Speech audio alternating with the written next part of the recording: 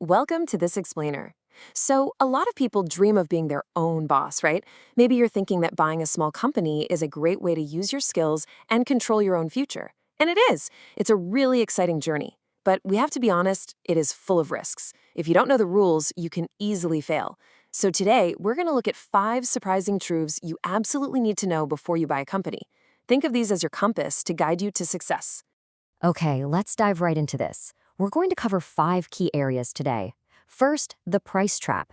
Second, finding hidden risks. Third, why prices fall.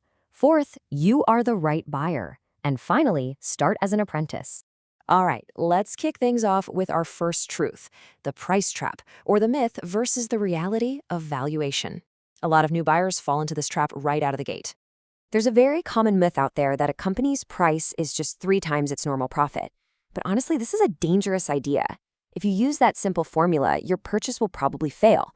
Why? Because it completely ignores a company's true value. Things like loyal customers, a strong brand, or special technology. The reality is much deeper. Value is actually a mix of the past, the present, and the future. So, to find a company's true price, experts look at 3 different points in time. First, they look at the past.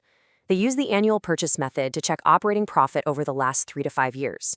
Next, they look at the present. The comparable company method checks current value by looking at similar companies in the market. And finally, they look at the future, using the DCF or discounted cash flow method. This basically predicts the cash the business will make later on. True value combines all 3 of these.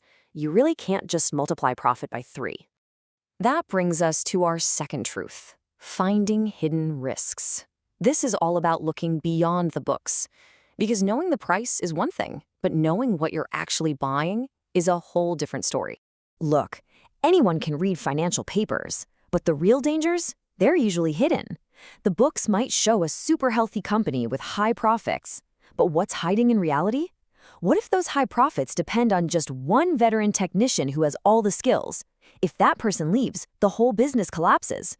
Or maybe the books show a steady supply of materials, but in reality, those supplies depend on unwritten verbal agreements. These are massive risks, and you'll never see them in the accounting books. You have to look deeper. Our source material hits the nail on the head here. It says, these are time bombs that could shake the foundation of the business suddenly one day. This is exactly why you cannot do this alone. You need experts like M&A advisors and accountants to do a really deep check. This is called due diligence. They dig into the real state of the company to find these hidden risks. There's always a huge gap between what an amateur sees and what an expert finds. Now let's talk about our third truth, why prices fall, and the real power of due diligence. Here's a highly surprising fact for you. The final price of a company almost always goes down from that first estimate. So, why does the price drop? Well, before talks begin, the seller knows everything and the buyer knows nothing. But during the checking period, this power totally shifts. As experts find those hidden risks we just talked about, the buyer gets a strong reason to ask for a lower price. Also, sometimes company performance drops during these long negotiations. Plus, sellers often just get tired and want to finish the deal. With all this new information, the buyer can use calm, smart negotiation to get much better terms. That first price is really just a starting point. Okay, moving on to our fourth truth. You are the right buyer. You might think buying a company is just for young business school grads, but that is completely wrong. Middle-aged professionals with real work experience are exactly who the market needs right now. There's even a specific model to help you do this. It's called a search fund. This is a model where an individual gets money from investors to find, buy, and manage a small or medium-sized company. So you don't even need to have all the money yourself. Investors support you because they believe in your management skills. This is a massive opportunity, especially in places like Japan. The country has a very serious problem right now. Lots of older business owners want to retire, but they have absolutely no one to take over.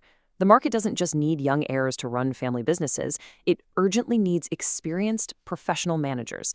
The years you've spent working, solving problems, and managing teams, that makes you the perfect candidate. You are the exact next generation manager the economy is looking for. And finally, our fifth truth. Start as an apprentice. This is the safe path to ownership. Now, you might be thinking, well, this sounds great, but I'm too afraid to quit my job. And hey, that's a completely normal fear. But the good news? You don't have to quit right away. So how do you build this safe path? The smartest strategy is to start as an apprentice, without risking everything. First, just keep your current job. While you're working, you can do side consulting for small businesses. Use your skills to help them solve real problems. As you help them out, you learn how small businesses actually work, and that builds practical trust.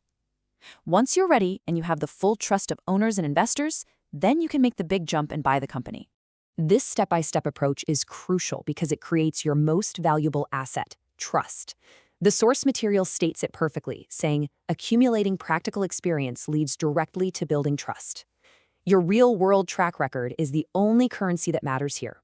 It's what will convince investors to give you money, and it's what will convince an older owner to hand their precious company over to you.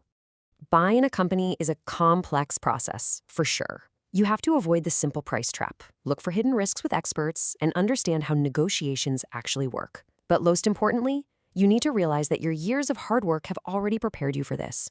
You don't have to take wild risks. You can start small, build trust, and step into a brand new future. So, I'll leave you with this final thought to consider.